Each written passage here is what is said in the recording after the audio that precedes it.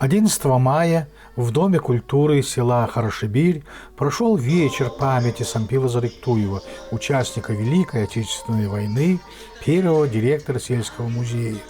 9 мая ему исполнилось бы 100 лет. На встрече присутствовали дочери Сампила Зариктуева Светлана, Елена и Ольга. Встреча прошла в теплой обстановке.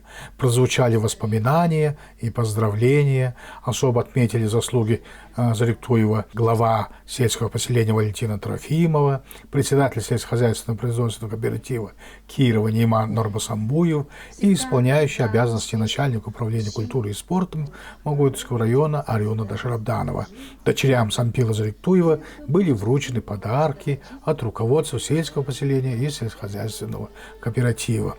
Присутствовали ветераны сельскохозяйственного производства Рабдан Цыбенов, Дажидон Даглуб Санцеренов. Не остались равнодушными и ровесники дочерей, поздравили и вручили. Старшая дочь Светлана на сцене поет в составе вокальной группы. Таким остался орел степной, казак лихой.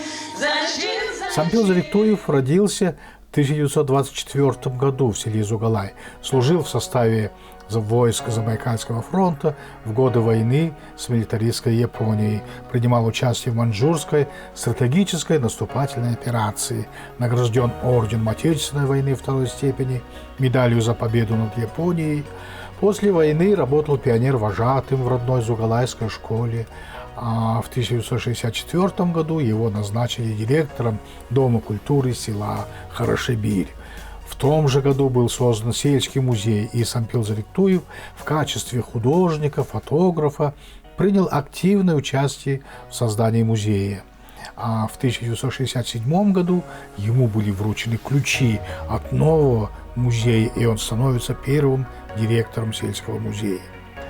В 1970 году совместно с партийной организацией в селе создается киностудия «Талон», и Сампил Зариктуев с Яндон Балдановичем Жалсановым и другими энтузиастами неустанно трудится над созданием документальных фильмов о жизни села, о тружениках сельскохозяйственного производства.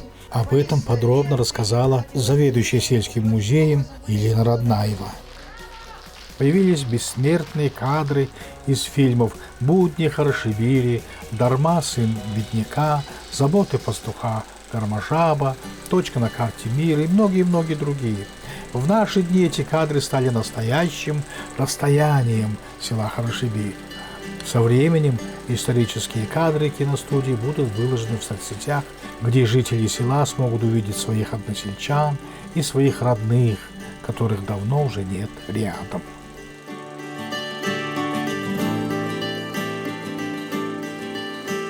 Дочери Сампила Зариктуева Светлана, Елена и Ольга тепло поблагодарили организатора вечера памяти.